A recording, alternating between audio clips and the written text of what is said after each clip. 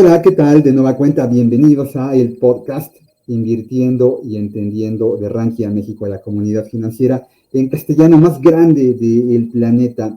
Y tengo el gusto de poder platicar con mi querido José Grijalva, director de negocios para América Latina de EDM. José, ¿qué tal? ¿Cómo te va? Muy buena tarde. Buenas tardes, Edgar. Qué gusto estar aquí contigo. Muchísimas gracias por la invitación. Increíble, qué bueno. Por fin se nos hizo porque ya tenía rato que nos estábamos correteando, ¿no? Y el tema de la agenda no nos lo había permitido, ¿verdad? Sí, mira que justo este semestre ha sido bastante movido. En la oficina hemos estado de viaje, hemos visitado Perú, Chile, Colombia, Uruguay, Miami. Entonces, pues cada vez que platicábamos siempre estábamos un poquito lejos, pero por suerte ya estamos aquí con gusto, con muchísimo gusto de platicar. Sí, no hay plazo que no se cumpla y ahí nos llegó la hora. Tú eres un ciudadano del continente, José, porque tú eres peruano, trabajas para una entidad española, también cursaste parte de tu formación académica en España y actualmente vives en México, ¿no? Sí, en efecto, soy peruano, trabajo para una empresa española, pero trabajo desde la oficina de México. Y como dices, pues hice mis estudios, mi maestría en España, en la Universidad de IESE, y además un año más o menos viví en Miami. Entonces sí he vivido, me ha tocado conocer un poquito más del bagaje cultural de varios países. Ya, y eres ingeniero industrial. Fíjate que no eres el primer ingeniero industrial que tenemos aquí en el podcast. De hecho, uno de mis directores con el que más contacto tuve durante mucho tiempo y actualmente no trabajo con él, y también estuvo en el podcast, Juan Musi. Él es ingeniero industrial y bueno, pues luego se fue involucrando en el mercado de valores y me parece que es muy común, ¿no? Que la gente con tu perfil académico acabe en esto. Pero a ti, ¿cómo fue que te llegó la inquietud por involucrarte en el tema de inversiones y profesionalmente? ¿Cómo fue esta curva? ¿Cómo te llevó la ingeniería industrial hacia el mercado de valores? A ver, sí fue una trayectoria interesante, porque como tú bien dices, soy ingeniero, me apasionaban las matemáticas desde niño, y entonces dije, tengo que estudiar algo ligado a los números. Para esto, me gustaba mucho la parte de disposición de planta, me gustó la parte mecánica, de química, pero la formación industrial en Perú, al menos en la universidad en la que yo estuve, te daba una educación muy holística. Entonces, si bien es cierto, llevé termodinámica y algunas otras cosas que ya no puedo casi ni pronunciar, también tuve algunos estudios en marketing, en contabilidad, entonces sabía de todo un poquito, ¿no? Y yo empecé trabajando en banca comercial, o sea, lo que hacía era básicamente era la gestión de cuentas de empresas en Perú. También pasé un tiempito por el área de créditos, entonces tenía que analizar los balances de las empresas para ver si es que eran candidatos a tener un crédito. Y luego me fui metiendo al mundo de inversiones, justo se gestó la banca de inversión del grupo en el que yo trabajaba y me llamaron para yo formar parte del equipo, aunque no tenía mucho conocimiento. O sea, había empezado ya a empaparme un poco porque recuerdo muy claro que tuve una conversación con un empresario y me preguntó algo del mercado de capitales con lo cual yo no estaba tan familiarizado. Entonces dije, no me pueden pillar con una pregunta que no conozca muy bien, ¿no? Entonces empecé a empaparme, pero claro, no tenía la formación para ello.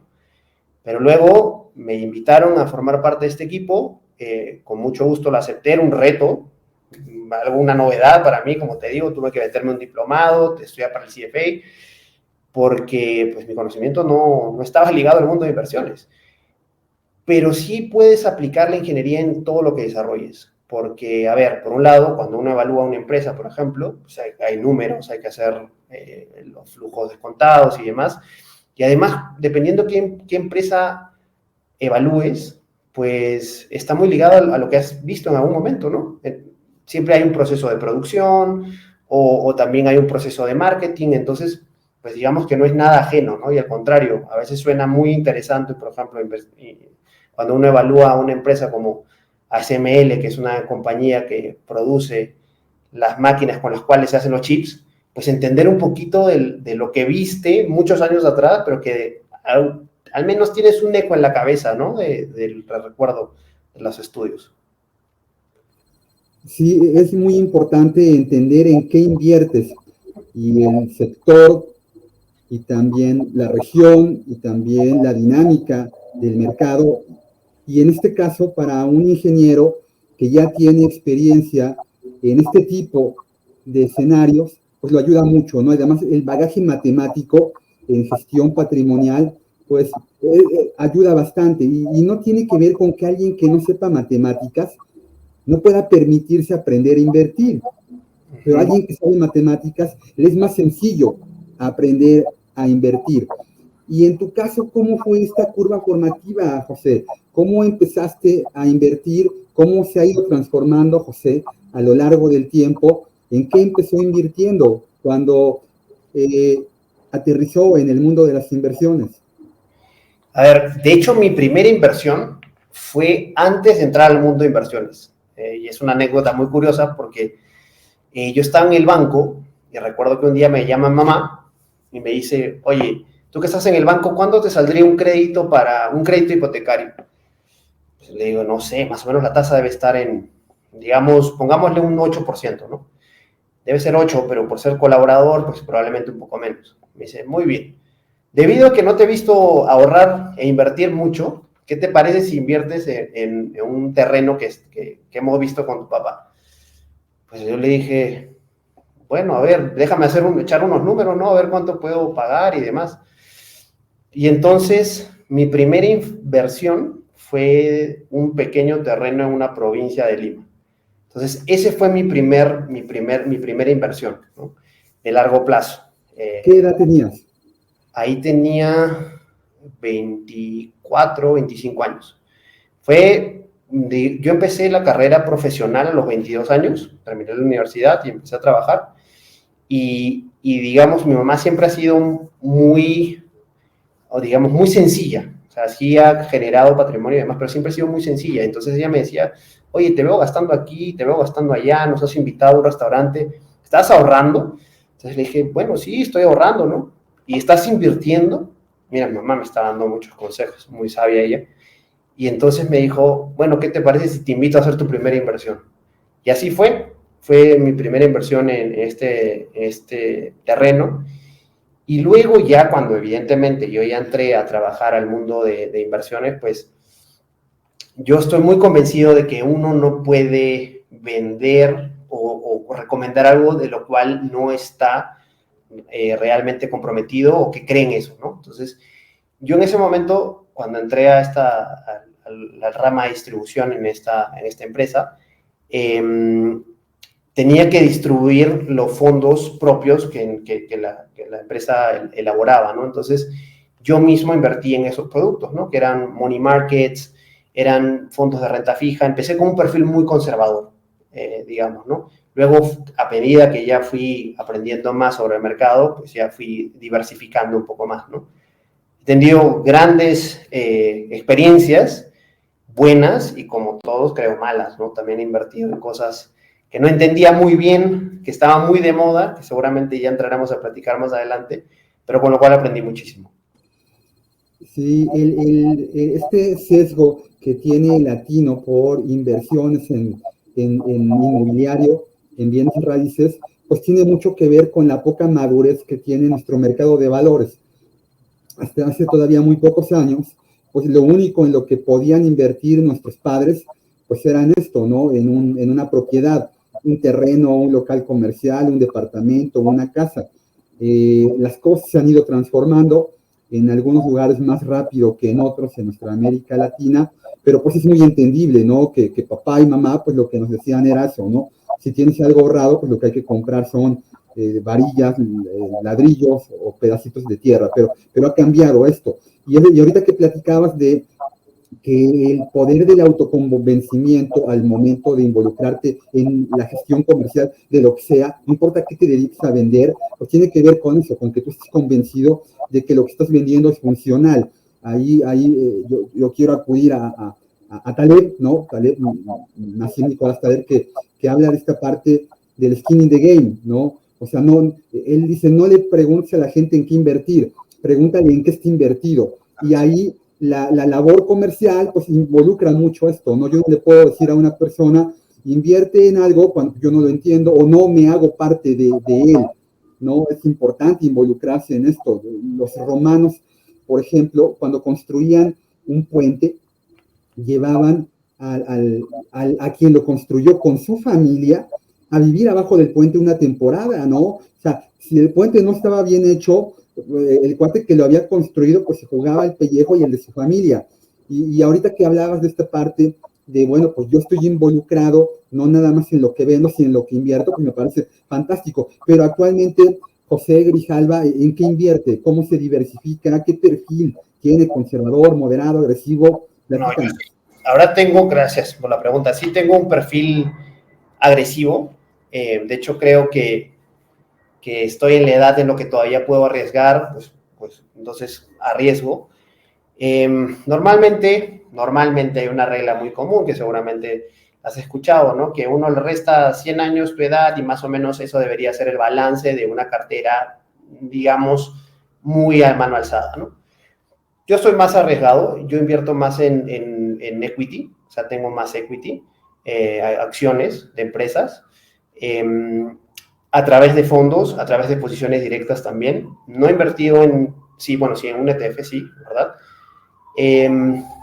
Fondos de poco riesgo o de renta fija, también un poco para balancear el portafolio, pero yo te diría que actualmente estoy casi un 75%, 80% en equity, el resto lo tengo una parte en renta fija, bueno, pues también tengo un par de fondos de unos seguros de vida, que de hecho esto fue porque me iba a ir de maestría y bueno, es otra historia, pero invierto en eso. Y también, como te digo, creo que es una lección muy, muy importante que aprendí, que también me subí al barco de las criptomonedas, que más o menos debo tener como un 10% invertido ahí. Hoy 10%, pero en su momento llegó a ser algo más.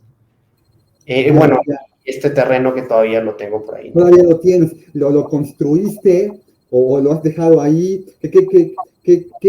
Cuando tienes un inmobiliario, un bien raíz, en tu visión, ¿qué es lo que se tiene que hacer? Vivir en él, rentarlo, comprarlo para luego venderlo, ¿no? ¿Qué opinas de esto? Mira, de hecho creo que hay que ver un poco también las condiciones de mercado, ¿no? Yo encuentro que, por ejemplo, aquí en México hay fantásticas oportunidades, pero si es que siempre y cuando tienes el dinero, porque las tasas de interés suelen ser muy altas. O sea, comparado con los países en los que he vivido, pues las tasas son muy altas, ¿no? En términos generales, yo creo que lo mejor o lo más rentable podría ser comprar algo para luego rentarlo y generar flujos. Ahí la magia es generar flujos, ¿no? En mi caso, yo no lo desarrollé, sino que simplemente esperé a que suba un poco el precio. Todavía lo tengo, ese sí, pero en un momento sí hice también otra inversión en una oportunidad que se dio de un terreno, pero lo compré cuando se revaluó muchísimo. O sea, fue una oportunidad, la verdad. Entonces, ¿yo por qué no lo he desarrollado? No porque no quisiera, sino que, digamos que ahorita Perú está en un momento, una situación un poco compleja. Yo lo compré cuando era un proyecto que estaba gestándose, por eso que me salió más barato. Hoy ya se revalorizó, pero creo que tiene un poquito más de potencial cuando las aguas se calmen, ¿no? Pero en general, yo creo que una buena práctica es comprar un inmueble para alquilarlo y generar rentas. Claro, obtener un ingreso pasivo, ¿no? Lo que mucha gente quiere, ¿no? Sobre todo ya en la curva final de la vida de las personas, tener un bien raíz que nos permita recibir una renta como si fuera un sueldo, ¿no? Que venga a complementar el flujo de pensión que tenemos. Y en tu caso, que ya has visto una fotografía de diferentes países en América Latina, ¿en dónde está posicionado México contra el resto de los países en materia de gestión patrimonial en el mercado de valores estrictamente? Estamos por arriba de la media, estamos ahí un poquito igual. Siempre escucho mucho hablar de que Chile pues nos aventaja y Brasil no se diga. Es cierto, ¿no? Perú, ¿dónde está con respecto a México? A ver, Yo creo que en gestión patrimonial, pues evidentemente creo que México tiene muchísima riqueza, pero también es donde encuentro mayor disparidad de riqueza. Yo creo que el símil podría ser un poco Brasil, porque hay mucha riqueza, pero también hay pobreza. En cuanto a términos de desarrollo de mercado, yo creo que quien va un poco más rezagado es Perú y Colombia. Chile sí está más desarrollado el mercado, pero veo a México bastante bien. El único problema, bueno, oportunidad o problema, como lo quieras ver, es que aquí no se puede ahorrar en dólares, ¿no? Entonces siempre tienes que estar invertido en pesos y eso te puede jugar a favor o en contra cuando haces una inversión. Pero en términos generales, veo que el mercado mexicano se ha desarrollado mucho. O sea, tienes jugadores muy importantes como las Afores. Por suerte, aquí no hubo retiros, por ejemplo, en Perú sí hubo, y ese dinero que era pensado para el retiro, pues ya se gastó, y se gastó en muchos casos en televisores, no se gastaron en entradas al Mundial, porque en Perú no fue, pero sí se gastó en cosas muy banales, que muy efímeras, ¿no? Entonces, creo que ahí se hizo un daño bastante fuerte al sistema de pensiones. Lo mismo pasó en Chile. Y ahora yo creo que una pregunta que también me gustaría hacerte, pues tú conoces más el mercado mexicano, también es cómo vemos la educación financiera, porque yo creo que en muchos países de los que he visto, para la clase retail, como nosotros, digamos que no hay tantas opciones, o si las hay, son acotadas o son muy caras, y en general, en algunos países encuentro que hay cierto miedo a ahorrar o a invertir. Invertir sobre todo, ahorrar, pues quizás no, pero dicen lo guardo mejor debajo del colchón a que se lo dé una institución y Dios sabe qué podría pasar, ¿no? Entonces, creo que si bien es cierto, hay una democratización muy interesante en toda la región de las inversiones, pero creo que, por ejemplo, aquí sí encuentro que algunas personas aún tienen un poquito de miedo a confiar en algunas casas. Sí, pero sí he visto con mucha alegría que cada vez es más fácil invertir, ¿no? O sea, por ejemplo, en Perú hay algunas aplicaciones que con $10 ya puedes invertir. Aquí vi hoy día una que también con 100 pesos puedes invertir. Entonces, uno puede ir empezando de forma relativamente fácil, pero la idea, creo, es que falta desarrollar y es una gran labor que estás haciendo, te agradezco también por tu labor, es de brindar mayor educación al ciudadano de a pie, ¿no? A la mayoría de personas. Sí, sí, José, y es que aquí me parece que hay grandes oportunidades, pero también hay grandes peligros, porque hasta hace muy poco tiempo todavía, aquí en México había una gran traba para invertir, que eran los montos, ¿no? Y esto cambió una evolución muy rápida a partir principalmente de que GBM fueron ellos y han sido ellos los que durante los últimos 4 años, a raíz de la aplicación que lanzaron, el mercado mexicano de valores en el retail pues, explotó. O sea, tuvimos durante años más o menos 200,000 cuentas de inversión promedio abiertas. Y un año antes de la pandemia empezó esto a evolucionar muy rápido. Hoy ya hay casi 6 millones de contratos de intermediación bursátil, donde GBM, Bursanet, Cuspid y otras entidades están abriendo la oportunidad de que se abran este tipo de contratos con montos muy chiquitos. Por ahí CETES Directo, únicamente en la parte de bonos, está haciendo también una gran labor. Y eso está muy bien, porque hoy ya con un teléfono, con una computadora, con una tableta, cualquiera puede abrir un contrato de inversión con la misma cantidad de dinero con la que te vas a tomar una cerveza a algún restaurante. Fantástico. Ok, es una parte. Pero la otra parte es que donde yo veo que nos estamos atorando es que la gente que se está involucrando en esto, José, está encontrando información, pero también mucha desinformación, ¿no? Precisamente ayer platicaba con mi esposa y me decía, oye, es que estoy viendo este anuncio, ella lo vio en YouTube, yo lo he visto en Facebook, en Twitter, en Instagram, de invierte comprando acciones de Bimbo, y entonces te ponen ahí, ¿no? 200 pesos te lo llevan a 14,000 y 1,000 a ciento y tantos mil. Y entonces, bueno, para alguien que no tiene la curva formativa que tú y yo traemos atrás, pues obviamente esto le representa pues una inquietud, y esa inquietud generalmente va de la mano de un daño patrimonial. Esa gente que está pensando comprar un bono de Pemex, una acción de Bimbo. Tú te acuerdas de los videos durante la pandemia, ¿no? El tipo que salía diciendo, compra una acción de Amazon y obtendrás un segundo sueldo, en un entorno en donde lo que la gente quería era tener un ingreso, ¿no? O ver recuperado el ingreso que había tenido perdido, ¿no? Hubo mucha gente que no perdió el trabajo, pero que vio disminuido el sueldo. Y entonces esa gente que pues cayó en esa trampa, hoy se siente engañada, porque hoy cuando José Grijalva, Edgar Arenas, o el que tú me digas, viene y les dice, vamos a invertir, mira, está regulado, supervisado, auditado, y les dice, mira, dentro de la cartera de valores de mi fondo, o comprando la acción en directo, puedes comprar una acción de Bimbo, y te van a decir, no, espérame, o sea, yo ya pasé por ahí, se robaron mi dinero, ¿no? Entonces tenemos, en efecto, hay grandes oportunidades, pero me parece también que la gente que se esté involucrando en esto, que tiene las ganas, pues también está encontrándose con esta pared, ¿no? Sí, totalmente de acuerdo. Yo creo que el efecto de la pandemia fue bastante nocivo. ¿Por qué? Porque por un lado, o sea, creo que tú, yo y todos los que nos están escuchando, pasamos más tiempo frente a la computadora y estábamos más sujetos a que nos bombardeen con mensajes. De hecho, mi mamá también me decía muchas veces, oye, ¿por qué no compramos? No sé, acá dice que podemos comprar una acción de Amazon. Y claro, en ese momento Amazon no había hecho el split, entonces la acción estaba como en 2,000 y tantos y me decía, no, pero aquí con $100 compramos la acción. Decía, no, no estamos comprando la acción, eso por un lado.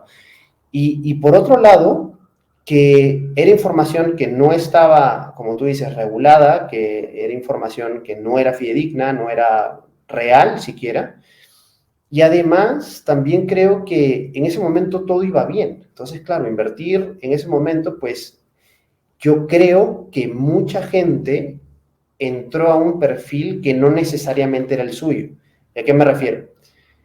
En ese momento, digamos que, por ejemplo, si uno estaba en España, las tasas de interés a cuánto estaban. En muchos casos negativos. Entonces eran muy bajos. Entonces, ¿qué hago? Oye, si es que mi bono, yo tengo un perfil conservador, pero si mi bono, y no me pagan nada por mis depósitos, ¿qué hago? Invierto en otra cosa. Ok, me voy a acciones. Cuando no tengo tolerancia a las acciones, pero creo que es la única forma de generar valor. Y entonces, claro, hay fondos y fondos, hay acciones y acciones, compañías y compañías, pero en general yo creo que también se desvirtuó un poco el perfil de inversor que cada uno tenía. O sea, y entonces lo que ocurrió fue que se tomó más riesgo en aras de obtener un mayor resultado y en instrumentos que, como tú bien dices, no necesariamente eran los más adecuados, porque prometían cosas que no hacen sentido, ¿no? Y muchas veces también entiendo totalmente tu punto, porque me ha ocurrido que las personas, digamos que las que más están invertidos o que tienen más noción del mercado, pues saben, oye, si es que alguien me ofrece un 30%, aguas, ¿no? Algo hay aquí, ¿no? Medio tricky. Pero sí me ha pasado en conversaciones con amigos que les he dicho, oye, ¿por qué no inviertes? No sé, o sea, me han preguntado, oye, ¿en qué puedo invertir? Le digo, mira, este fondo es bastante diversificado, pues tienes acciones, tienes bonos, y más o menos te va a rentar un 6-7% en dólares. Y me dicen, oye, pero ¿por qué voy a invertir en esto? Si aquí en la televisión me sale, o en internet me sale un anuncio que obtengo, como tú decías, ¿no? El doble, voy a tener un salario adicional. Entonces, digamos que eso es lo que tú bien dices. Hay mucha información y mucha desinformación. Hay muchos pseudogurús de inversiones que te muestran el resultado de, por ejemplo, de este año. Ah, bueno, este año, pues a todos creo que nos ha ido relativamente bien, porque tenemos un año comparable complicadísimo. Entonces no se ve toda la película, ¿no? Entonces, sí, concuerdo contigo. Yo creo que hay que desarrollar más medios conversatorios, pues, y también contar las opciones con las que uno cuenta, ¿no? Porque también yo te podría decir, oye, mira, me encantaría que inviertas en un hedge fund. Yo no lo puedo hacer, probablemente tampoco tú. Entonces, aterrizar un poco qué cosas hay en el mercado y echarle una mirada y decir, oye, esto suena bien, ¿no? Pero sí, acotándolo a la realidad de cada mercado y de cada persona. Sí, sí, fíjate que hace un mes y medio Rankia organizó su evento aquí en la ciudad que se ha convertido ya en el evento de inversiones más importante del país, la Rankia Markets, y en el mismo espacio estaban conviviendo brokers de CFDs con casas de bolsa aquí en México. Teníamos expositores hablando de análisis técnico, y estaba la gente de la MIC, Conducef, Bolsa Mexicana, Viva. Todos cabíamos en el mismo lugar. O sea, todos tenemos la posibilidad de vincular al inversionista con el mercado, pero siempre y cuando le digamos a qué se está metiendo, ¿no? Y aquí creo que hay que recalcar que no existen malos activos de inversión. Hay malas decisiones de inversión, que es completamente diferente, porque cuando tú alineas, como ahorita explicabas, tu perfil, tu marco perfilatorio, con el objetivo, horizonte temporal, necesidades de flujo de efectivo, propensión al riesgo, experiencia, todo lo que ya sabes que hoy la Comisión Nacional Bancaria y de Valores nos pide que le preguntemos al inversor, retail, antes de abrir un contrato, pues si tú alineas eso con el activo de inversión, la mayor parte de la chamba ya está hecha, ¿no? El 95% del retorno, del resultado final de un portafolio de inversión es asset allocation, es que también te diversificaste, y el 5% restante es momentum. Cuando tú alineas esta parte, tu marco perfilatorio, los activos que hay, pues ya llevas una gran ventaja. En tu experiencia, ¿qué características son, José, las que debe de tener un inversionista? ¿En dónde se debe de recargar para formarse? ¿Qué es lo que tiene que aprender? Yo creo que, si bien es cierto, hay que informarse de las opciones del mercado, de qué fondos, de qué acciones, yo creo que una parte fundamental que dejamos muy de lado es conocernos a nosotros mismos, porque eso creo que es básico, porque en su momento yo te puedo decir, no, yo tengo apetito por el riesgo, y luego cuando veo una caída de un 20%, digo, ¿sabes qué? Liquídame la posición. Entonces es yo muy creo común. que es básico conocerse primero a uno mismo, y luego, pues, como tú dices, hay información y hay desinformación. Yo creo que algunos canales, como este, por ejemplo, pues pueden servir para uno empaparse un poco de la información. Y yo creo que también hay muy buenos libros, ¿no? Hay muy buenos libros de inversiones, platicar con personas que sepan del tema. Y también creo que es fundamental que uno tenga las ganas de desarrollar ese tema, ¿no? Y comentando esto también, un poco ligado a esto, yo creo que las instancias educativas también deberían estar un poco más involucradas. En Perú, por ejemplo, hace unos días leí una noticia que ya se había aprobado un proyecto de ley para que se enseñe finanzas personales o educación financiera, al menos los primeros pasos, desde los colegios. Entonces, yo creo que eso es fundamental. O sea, y eso es un punto que tú, bueno, tú has visto la docencia, y creo que también, pues, fomentar el interés con los mismos alumnos, ¿no? Con los mismos chavos que desde pequeños pueden empezar a hacer sus primeros pininos. Sí, es una lucha constante con el sistema educativo. Te voy a platicar que yo concluí la carrera de economía, además en mi caso todavía me tocó estudiar 5 años de economía, 4 tipo como tronco común y un año de especialidad que hice cursando economía internacional. Y cuando yo concluí, a ver, el día que yo me puse la toga y el birrete, yo no sabía absolutamente nada del mercado de deuda o de capital, nada. O sea, estudié economía, una entidad en México, el IPN, que tenía una carga de economía muy política, ha ido transformándose todo, ¿no? Pero bueno, esto es muy reciente. Y ahorita que tú hablabas de esta parte de la introspección, me parece que ahí hay que trabajar muchísimo con el inversionista, porque lo definiste perfecto. El inversionista puede conocer un activo de inversión, pero no se conoce al mismo. Es una fórmula fantástica para que haya un daño patrimonial en su gestión, ¿no? El inversionista tiene primero que entender en qué puede involucrarse y en dónde le va a costar trabajo. Y si te cuesta trabajo, no te metas.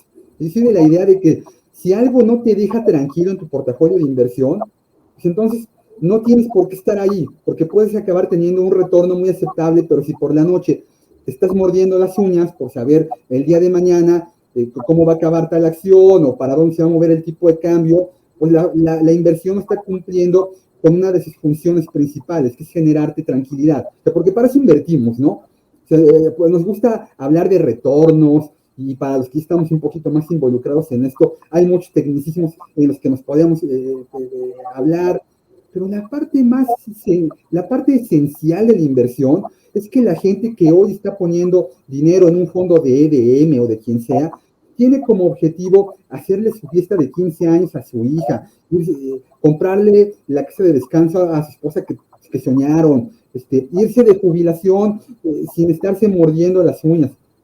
Oye, y en lo que invertiste no te permite, ¿no? Tener ese sueño, ese objetivo, pues mejor búscale por otro lado. Aquí, José, EDM, que es una gestora muy grande en España, es una gestora que está en Barcelona, me parece, ¿verdad? Así es. Llega a América Latina y empieza a trabajar sobre todo con las instituciones, con las gestoras de fondos de inversión, con los bancos. Hoy ya hay arquitectura abierta y es muy sencillo, ¿no? Hacer todo esto que cuando yo empecé en este negocio hace 20 años. ¿Cuáles son los retos de EDM? ¿Cuáles son los retos de una gestora extranjera aquí en México? Perfecto. Mira, como EDM gestionamos 4,000 millones de dólares, más o menos. Y creo que el reto más importante es que los inversionistas giren a mirar un mercado tan importante como el europeo. ¿Y por qué te digo esto? Porque claro, en Sudamérica en general y Latinoamérica, pues solemos mirar hacia arriba. Y en muchas ocasiones se piensa que mirando a Estados Unidos ya tengo el abanico y el espectro cubierto del mundo de acciones y no necesariamente es así. En Europa encontramos compañías fantásticas, compañías que son líderes globales, que pueden ir tú a tú con empresas americanas, que yo voy a cambiar mi benchmark, o sea, yo ya solamente voy a compararme contra el mercado americano.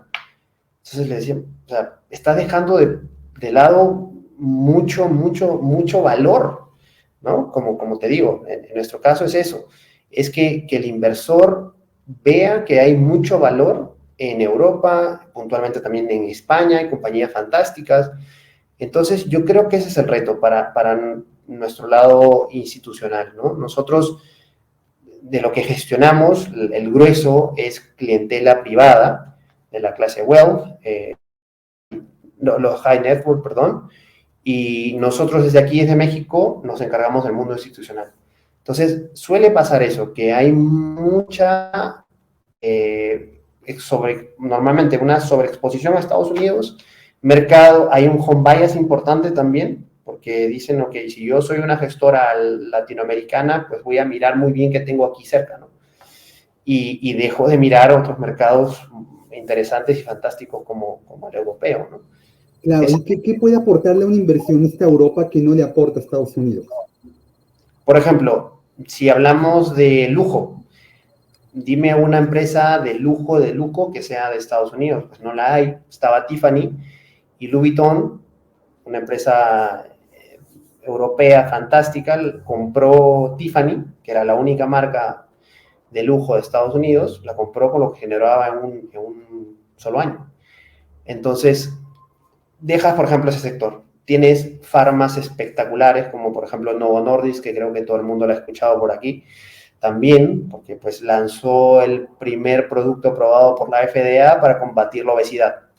Entonces ya te imaginarás que hay muchísima gossip por la compañía. Entonces, deja sectores que no están del todo cubiertos quizás en Estados Unidos y también compañías, como te decía, ¿no? Hace un momentito comenté lo de ASML, que es la compañía que fabrica las máquinas para producir chips. Entonces, gracias a esa compañía estamos tú y yo conectados, porque probablemente los chips con los que se hicieron tu computadora o la mía o tu celular, pues no se hicieron con chips europeos, pero sí se hicieron con las máquinas de ASML. Entonces, ahí la importancia de poder mirar y encontrar compañías fantásticas de extrema calidad, y como te decía, que son los líderes a nivel global, pero solamente que como están en Europa, pues ya no las miran mucho porque está muy lejos. Entonces yo creo que siempre es bueno diversificar y se puede encontrar valor y unas gemas en todo el globo, ¿no? Claro, claro. Y el inversionista que se está involucrando también, pues tiene la pregunta de por qué invertirse a través de un fondo de inversión y no a través de una acción en directo o un ETF. Sí, es totalmente válido, pero a ver, yo creo que en Estados Unidos la respuesta es distinta.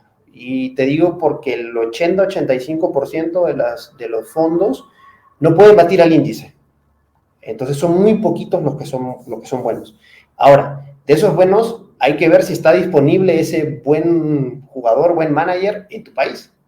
Por ejemplo, en Perú, que lo tenía más próximo, pues para exponerte a Estados Unidos, para la clase retail había unos 4 o 5 fondos nomás. Entonces, a ver si está en tu listado, ¿no? Pero, ¿por qué, por ejemplo, en Europa yo compraría un fondo, el fondo DM? De hecho, ¿por qué lo compro? ¿Y por qué no compro un ETF? Porque en el ETF de Europa tú encuentras lo bueno y lo malo. Pues tienes, por ejemplo, un sector bancario que en Europa no es lo mismo que el sector bancario aquí. Aquí hay mucha más posibilidad de penetrar en el mercado, falta mucha bancarización, pero en Europa no, es un sector que es casi un commodity, hay mucha competencia, la gente se cambia de banco porque les baja la tasa del hipotecario, por ejemplo, hay muchas fintechs, tienes sectores muy cíclicos también, entonces yo te diría que hay que ver caso por caso, región por región, ¿no? Por ejemplo, en mercados no tan desarrollados como latinoamericano, yo creo que sí hace sentido ver una gestora que un ETF, ¿no? Que como te digo, una vez más, compras lo bueno y lo malo. Ahora, si por ejemplo, tú me dices, oye, yo tengo, para mí las tasas van a seguir subiendo, entonces yo creo que el sector bancario se va a beneficiar de eso, voy a hacer una apuesta táctica al sector bancario, pues sí, cómprate un ETF que es mucho más líquido. Pero para una posición core, sí te diría que depende mucho de la región en la que estés, ¿no? Sí, sí, hace mucho sentido lo que ahorita decías mientras hablabas. Yo estaba pensando en mi portafolio de inversión y la parte de gestión pasiva, pues sí, obviamente el ETF es donde uno tiene que estar, ¿no? Tanto por costos, porque el ETF además es muy líquido y bueno, pues si quieres indexarte al Nasdaq o al S&P 500 o a cualquier cosa, hoy puedes comprar prácticamente el mundo completo a través de un ETF, pues ahí está. Pero el valor agregado que le puedes dar a tu portafolio de inversión a través de la gestión activa, pues lo hace el fondo de inversión, ¿no? Y como bien mencionabas, ¿no? Ahí tienes que buscar ser muy selectivo para encontrar a quién bata el índice, porque no cualquiera lo hace. Si en tus manos, José, tuvieras que decirle a un inversionista cuáles son las 3 características, dice que podemos hablar de muchas, ¿no? Nos dedicamos a vender fondos de inversión. Pero, bueno, rápido, paréntesis, José y yo nos conocimos en un evento en el Club de Industriales, ¿no? Me parece que ya era tardecito, ya estaba anocheciendo y nos encontramos y nos preguntamos, ¿tú qué haces? Y por ahí creo que mencionaste algo de que creo que ya me ubicabas, ¿no? De tiempo atrás, yo aquí no te ubicaba bien, pero creo que tenía que ver con el contenido que yo generaba y de ahí acordamos tener esta charla que se ha ido apreciando mucho, pero bueno, ya, por fin se nos hizo. Y entonces, bueno, pues dedicados al negocio de fondos de inversión, yo te preguntaría, 3 características que tú le dirías a un inversor que quiere comprar un fondo de inversión? ¿En qué se tiene que fijar? Para comprar un fondo de inversión, definitivamente tiene que mirar al equipo. O sea, tiene que conocer al equipo gestor. Eso es por un lado. Tiene que mirarse muy bien el track record, o sea, de qué ha generado el equipo, pero si bien es cierto, va muy de la mano, una cosa son los números fríos y otra también la persona, el gestor. Una vez más, vamos al principio que somos humanos y que cada uno tiene sesgos y que todos tenemos pues algunas particularidades, ¿no? Y luego, yo creo que también es sumamente importante que sea un fondo que esté regulado y supervisado, ¿no? Entonces, eso te da también la tranquilidad. Yo leía en tu libro, que de hecho, que por eso también creo que nos conocimos, porque vi que ibas a lanzar un libro, pues lo compré y de hecho he aprendido mucho, no te estoy haciendo publicidad, pero aprendí mucho del mercado mexicano a través de tu libro, Y recuerdo que mencionabas, ¿no? El doctor que quería comprar un arma porque pues lo estafaron. Y eso pasa con entidades que no están reguladas. En Perú, que he vivido mucho más años por allá, he visto muchos casos, incluso organizaciones que tienen como propósito cuidar a la persona y cuidar sus intereses, pero más que todo la persona, pues también se han visto en ese tipo de escándalos. Entonces, es muy importante conocer a la compañía y quiénes están detrás y que pues, si tienen alguna certificación, si están regulados y quién los ampara, ¿no? Fíjate que ahorita que hablabas de conocer al equipo, estaba pensando en que en Europa es muy común que el equipo gestor salga a cámara o a micrófono, como le quieras decir, ¿no? Y en esto Rankia hace una labor muy ardua, ¿no? En que la cabeza del equipo esté explicándole al inversionista por qué están tomando ciertas decisiones en su gestión, ¿no? Y que escuchen a la persona y que entiendan cuál es la filosofía de inversión del equipo o de la entidad y que esta filosofía, esta tesis de inversión que pueda tener el fondo, empate con la tesis de inversión del inversionista. Y te quiero compartir, yo trabajo en una operadora de fondos de inversión, y en México nos cuesta mucho trabajo, ¿no? O sea, hablar, hacer un poquito que el gestor salga a cuadro, que el gestor explique, es una tarea todavía en la cual no nos involucramos. Todavía hay ahí no sé si es un tema institucional, porque cuando trato un poco de que entidades salgan hablando de sus fondos, que dicen, tengo que verlo, es un tema de cumplimiento, mejor igual, habla con la gente comercial, y entonces generalmente con quienes acaban involucrándose con la gente de marketing, con la gente de mercadotecnia, pues no es lo mismo, o sea, el cuate de marketing, no, o sea, es un vendedor, ¿no? Y el que te tiene que explicar cómo funciona el fondo, pues es el que lo diseñó. En una charla que tuve en Madrid, en un evento que organizó Rankia, tuve la oportunidad de conocer con gente que se autopresentaban como directores de un fondo de autor. A mí me sorprendió esta parte, ¿no? Fondos muy chiquitos todavía, que van creciendo en gestión de capital, pero en donde, como lo dice el autor, ¿no? O sea, yo te quiero platicar por qué estoy tomando estas decisiones de inversión con tu dinero, ¿no? Y estoy, ¿no? Para sentarme yo como gestor con el que tú me digas. Y en México no, nos cuesta todavía mucho trabajo eso. Yo creo que aquí voy a salvaguardar un poquito los intereses de los portafolio managers, pues su trabajo es encontrar las mejores compañías o las mejores decisiones de inversión, ¿no? Entonces, sí están abocados a ello y pues el grueso de su tiempo lo administran para esa función. Pero creo que sí es muy importante, como tú bien dices, dar la cara y explicar, ¿no? Explicar, hoy estoy invirtiendo aquí, y no solamente contarte los grandes aciertos, porque eso creo que tú y yo, pues, excelente, vayamos, hablamos de todo lo que estamos haciendo bien, pero en donde también, pues, no nos fue bien. O sea, lo que hay que hacer es, todos vamos a cometer errores. Todos los gestores van a cometer errores. El único tema es evitar los grandes errores, ¿no? Ahí tú comentabas de Taleb, los cisnes negros, ¿no? Hemos tenido en 2 años una pandemia, hemos tenido 2 guerras y esto nadie lo veía venir. Pero claro, si tú te posicionas ya y has tomado unas decisiones en función de unos fundamentales de compañías sólidas, pues puedes estar muy tranquilo, ¿no? Que pase lo que pase, evidentemente va a haber una desvalorización en el mercado, pero las compañías no van a quebrar, ¿no? O sea, si es que has hecho muy bien la selección de tus empresas. Entonces, yo creo que sí, es muy importante.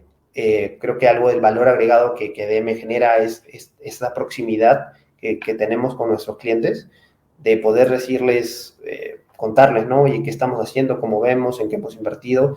Y créeme que los portfolio managers hay que cortarles un poquito, quitarles el micro, porque te hablan de las compañías, están muy, muy, muy entusiasmados de contar qué es lo que ven y los extraordinarios negocios que ellos evalúan, ¿no? Entonces, esto también del lado de cuando uno quiere tomar una decisión de inversión a título personal, si bien es cierto, vas a conocer al portafolio manager, también es súper importante mirar la parte cualitativa de las compañías, ¿no? O sea, yo creo que un buen equipo directivo o gestor te puede sacar de situaciones muy complejas o también te puede hundir. Entonces, es muy importante conocer a quién está detrás de cada uno de los negocios, ¿no? Eso creo que también es algo fundamental cuando uno quiere hacer análisis de las compañías. Sí, sí, mi profunda admiración por Warren Buffett tiene mucho que ver con esa cercanía, o sea, siendo el mejor inversor en la historia, él podría vivir hermético, ser un monje del que no supiéramos absolutamente nada. Y no, él decide que cada año, con más de 90 años, hacen un Disneylandia de inversiones y dicen que ya es más bien como una fiesta. Pero bueno, él se sienta ahí en el escritorio y explica por qué tomaron las decisiones de inversión en el último año y hace su carta al inversionista, que es como la tesis que todo el mundo tiene que leer cada año de los que nos dedicamos a esto.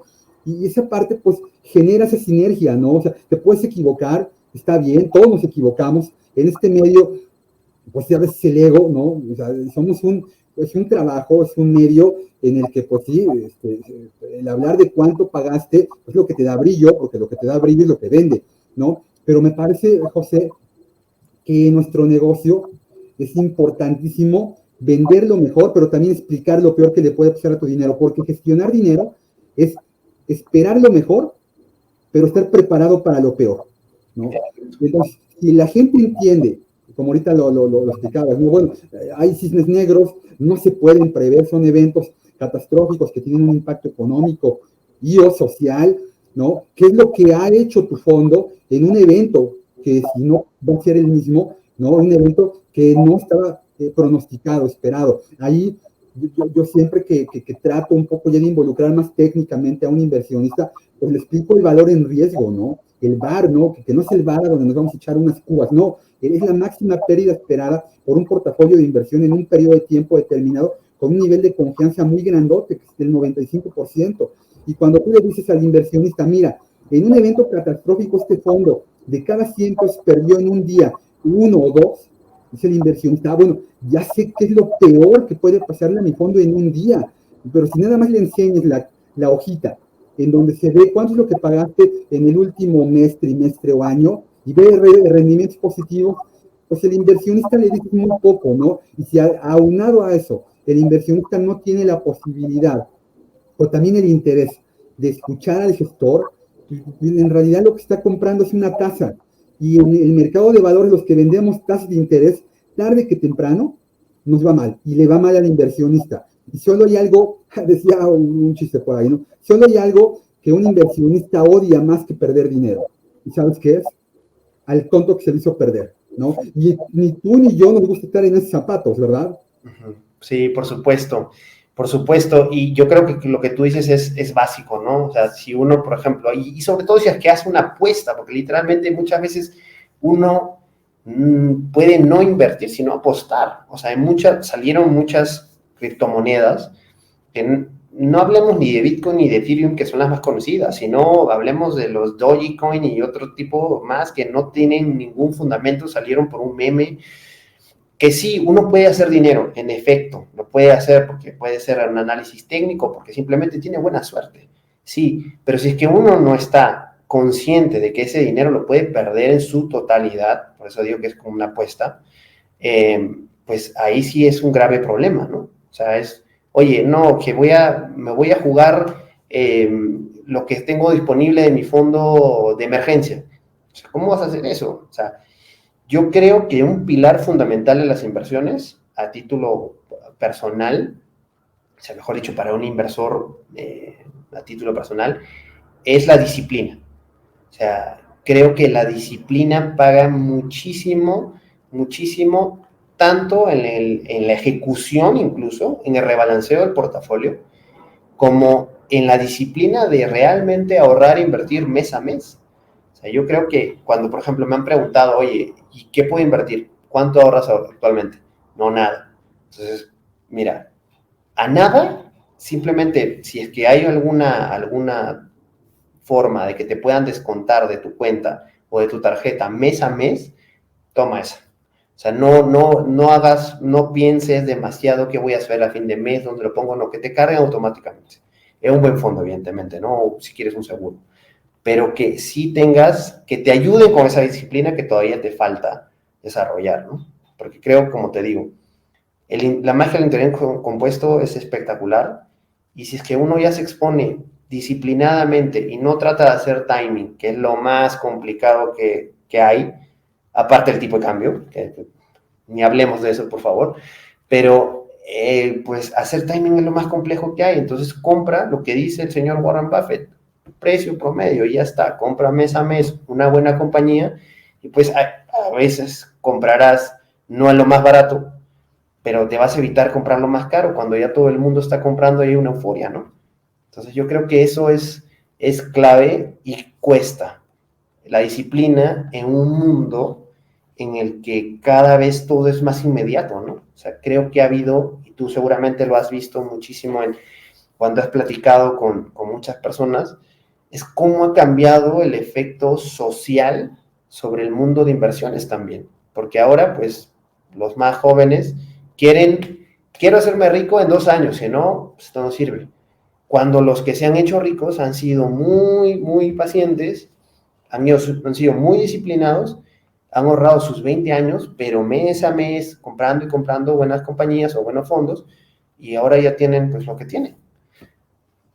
Sí, sí, sí, porque la constancia, la persistencia es un hábito, ¿no? O sea, esto lo tienes que trabajar. Hay gente que es más propensa a hacerlo, ¿no? Ya es un tema pues también dopamínico, ¿no? De nacimiento, la generación de la expectativa de los resultados en el largo plazo. Hay gente en la que funciona mejor su cerebro, ya nació así, pero para la mayoría de todos nosotros no. Posponer posponer el placer, ¿no? Porque el invertir tiene que ver con eso, con posponer el consumo, y lo que nos hace feliz es consumir hoy, no mañana. O sea, ¿por qué me lo voy a comprar mañana si me lo puedo comer, me lo puedo poner hoy, ¿no? Bueno, esto lo tienes que ir ejercitando. Es una actividad que, como la educación, pues se mama, ¿no? O sea, esto lo ves en casa, ¿no? Y bueno, pues se va replicando en la medida en la que lo vas haciendo una y otra vez. Y se puede fallar, pero lo tienes que volver a hacer. Y la inversión funciona exactamente igual, ¿no?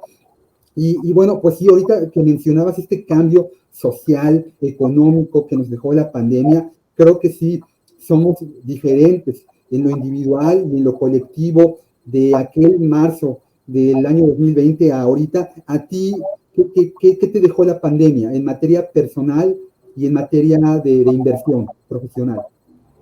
Bueno, de hecho, a ver, en términos están bastante correlacionados, la verdad. Porque por un lado, viendo desde el punto de inversiones, pues yo no dejé de trabajar, gracias a Dios. Entonces, seguí cobrando. Y entonces, pues en ese momento yo estaba en Perú. O sea, a mí me agarró la pandemia en Perú y volví y me quedé casi un año allá. Entonces, claro, volví a la casa de mis padres. Yo la verdad me fui por 3 días, me quedé un año. Fue todo una odisea, pero me quedé allí, no salíamos, en Perú no podíamos salir. Entonces, pues no había en qué gastar siquiera. Por más que quisiera, ni siquiera podía comprar en la tienda porque estaba cerrada. Las tiendas por departamento estaban cerradas, lo único que teníamos era Walmart o un similar, ¿no? Entonces, pues ahí es donde creo que empecé a ahorrar más y a invertir, sobre todo más que ahorrar, invertir más. Y en pandemia también pude invertir más, con esas inversiones también diversifiqué más, creo que diversifiqué un poco de más, valga la redundancia, y entonces conocí realmente cuál era mi perfil de inversor. Porque como te dije, cuando todo iba bien, cuando cayó todo el mercado, no, ahí mismo fue que empecé a invertir, entonces luego subió, espectacular, pero luego cuando ya empezaron los empates, pues ahí ya me fui conociendo un poco más, ¿no? Y a título personal, pues yo creo que como estábamos inmersos en mucho miedo en Perú, pues sí me contagié. O sea, me contagié de ese miedo, ¿no? Gracias a Dios no me contagié hasta mucho después del COVID, pero sí aprendí mucho de mí y aprendí a valorar también el poder socializar, porque, claro, o sea, yo solamente estaba con mi familia y no había más movimiento, ¿no? Pero lo que sí te digo es que a mí me ayudó, en términos de inversiones me ayudó mucho, porque como te digo, empecé a invertir más, pero también como veía tantas cosas en el medio, sobre todo que a mi mamá también le salían los pop-ups de compra acciones de Amazon o mi hermana me llamaba y me decía, oye, ¿cómo se hace esto? Pues entonces me empecé a nutrir más, comencé a leer más, empecé a leer algunos libros que me cambiaron mi forma de ver el mundo de inversiones y de las relaciones interpersonales en general. Y lo bueno también fue que pude retomar, es un poco contradictorio, paradójico, porque si bien es cierto, estábamos un poco encapsulados y socialmente aislados, pues Zoom hizo una maravilla al ponerme en contacto con muchos amigos, por ejemplo, de la maestría, que no veía hace años y al menos los veía por pantalla. Entonces, creo que overall fue una experiencia de conocimiento, de reforzar también las relaciones interpersonales con mi familia en especial, pero mucho de aprendizaje, con buenas experiencias y con también malas experiencias, ¿no? Que es donde más se aprende. Claro, aprende uno de los malos momentos, y porque cuando dicen el capitán se vuelve capitán de barco, es cuando viene la tormenta, porque pues, cuando el viento te lleva, pues ahora sí que cualquiera puede agarrar un barco, ¿no? Y ahorita que hablabas de los libros que te han marcado en materia de inversión, ¿qué autor, cómo te llegó ese libro a las manos, te lo recomendaron, lo viste en el estante y lo compraste, o un poquito como yo, ¿no? Entre conocidos dicen, oye, este libro, pues ya, ahí casi que ya lo estoy comprando, ¿no? O cómo te vas haciendo de esta pequeña biblioteca que me platicabas, ¿no? Antes de entrar a cuadro, perdón, es la que tienes atrás, y me decías bueno, que te gusta mucho leer en materia de inversión, ¿no? Sí, mira, me gusta mucho la parte de inversiones, definitivamente, pero también me gusta mucho el componente social en el lado de inversiones.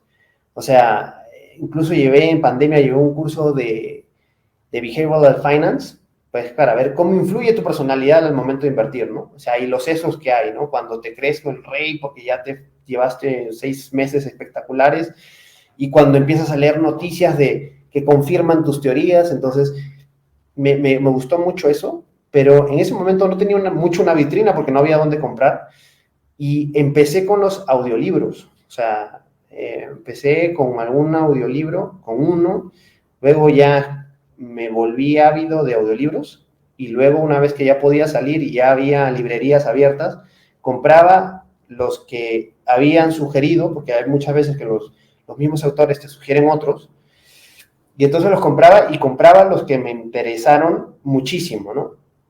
Ahora, hay muchos que me parecen espectaculares, pero yo creo que uno que realmente sí te cambia el chip un poco y te lo explica de una manera muy sencilla es Padre Rico, Padre Pobre, de Kiyosaki, de Robert Kiyosaki. Te digo el primer libro, porque ha escrito otros y creo que ahorita ha perdido un poquito el foco y está mirando cosas un poquito más exóticas, pero el mindset de pagarte a ti primero, de meter, por ejemplo, mi inversión la voy a meter como si fuera mi gasto. Es tan importante como pagar mi arriendo del departamento. O sea, si es que no pago mi arriendo, pues me botan, me desalojan. Así de importante es invertir. Pase lo que pase, voy a meter, no sé, imagínate, $100 o lo que quieras tú, sé tus posibilidades, a fuerzas voy a invertir. Ese mindset creo que fue muy interesante. De hecho, me compré totalmente la idea y dije, ok, ahora a fuerzas voy a vivir bajo estas normas. Ese me pareció muy, muy bueno. Luego hay uno que se llama Richer, Wiser, Happier, que luego te muestra, creo que son 8 o 10 inversores y los estilos de inversión que sigue cada uno. Y entonces a veces uno dice, oye, voy a buscar, no sé, no sé, por ejemplo, un libro, voy a tratar de hacer yo el mismo Warren Buffett. Cuando te muestra que hay inversores muy conocidos, como Pabrai, que es un indio barra americano, que lo que hacía básicamente era replicar lo que hacía Warren Buffett. Entonces dices, oye, no tengo que descubrir la pólvora, voy a seguir el modelo de gente exitosa que lo ha hecho bien. Entonces, así no se complicó, hizo una fortuna, hizo un hedge fund. Entonces, también te habla un poco el espectro y cómo está lo que hay en tu cabeza, ¿no?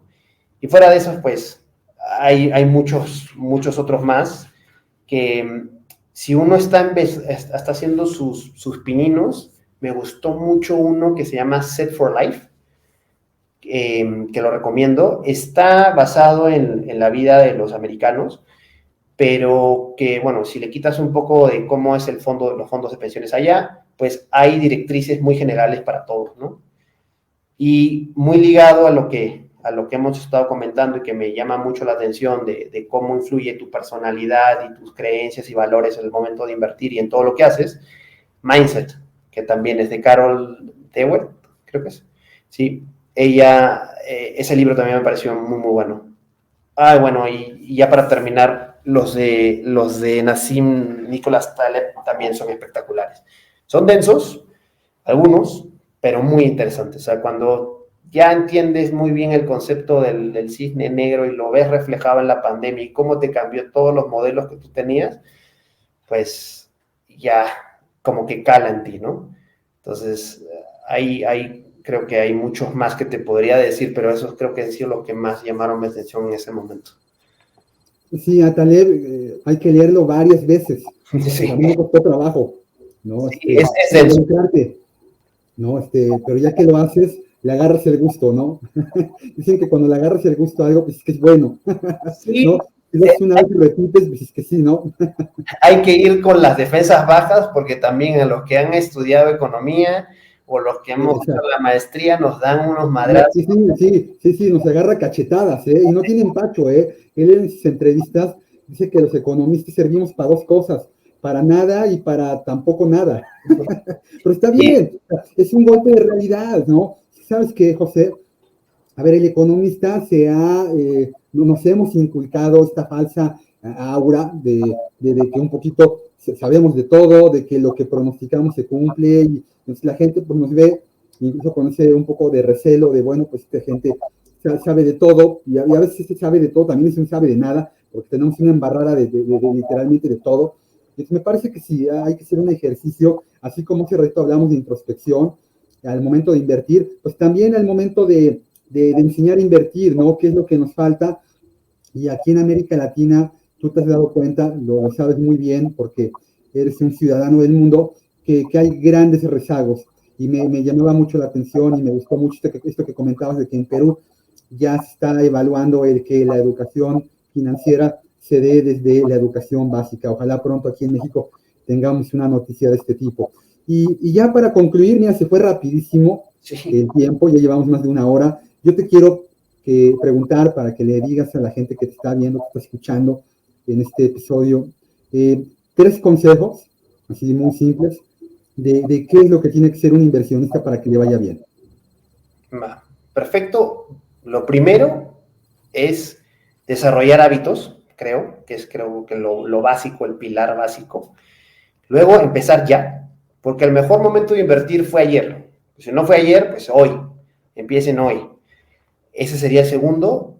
Y el tercero, infórmense, pregunten. O sea, yo creo que si nos preguntan a ti, Eduardo, o a mí, encantados de responder. Y una vez que uno aprenda, pues que también contagie a los demás. Oye, mira, yo he escuchado esto, he empezado a invertir aquí. Entonces, que también contagien un poco, ¿no? Yo creo que esas serían las tres. Y bueno, como digo, informarse muchísimo, ya me estoy excediendo un poco, y conocerse muy bien, entender para qué quiero las cosas, para cómo quiero conseguirlas, cómo me afecta. Entonces, eso creo que es básico, ¿no? Y y ya también aprovecho porque creo que los que estamos ligados en este mundo, pues tenemos, creo, deberíamos tener esa inquietud de al menos impactar en nuestro ecosistema lo más próximo, ¿no? Yo creo que al menos yo trato de hacerlo lo más que puedo. Yo no veo gestión patrimonial, yo como te comentaba, yo veo distribución de fondos, desarrollo de negocio, pero claro, como estoy metido en este mundo, pues inculco lo más que puedo a mis amigos a que inviertan algo, que prueben, aunque sea, ¿no? Y, por ejemplo, a mi sobrino este año, y ojalá que me escuche, no le voy a regalar lana, ni le voy a regalar un regalo. Ya le he dicho que ya se abrió su cuenta en una plataforma de Perú, que le voy a dar lana, pero para que se compre una acción o una ETF, lo que le guste. Hasta ahorita ya le echo ojo a Amazon y a Google, que me estuvo preguntando. Pero entonces eso, como inculcar un poco a ese camino, ¿no? Súper, pues qué afortunado tu sobrino, y ojalá le vaya bien en su inversión. Con un tío como tú, pues seguramente sí le va a ir bien. Mi querido José Grijalva, director de negocios para América Latina de EDM, te agradezco mucho que hayas participado aquí. Rankia es y será siempre tu casa. No, muchísimas gracias, Edgar, ha sido un placer.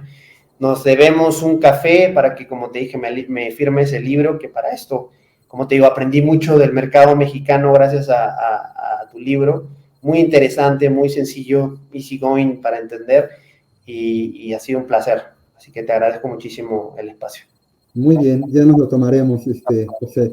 Esto ha sido un episodio más de Invirtiendo y Entendiendo, el podcast de Rankia, y les deseo, como siempre, que tengan felices inversiones. Hasta pronto. Hasta luego. Gracias.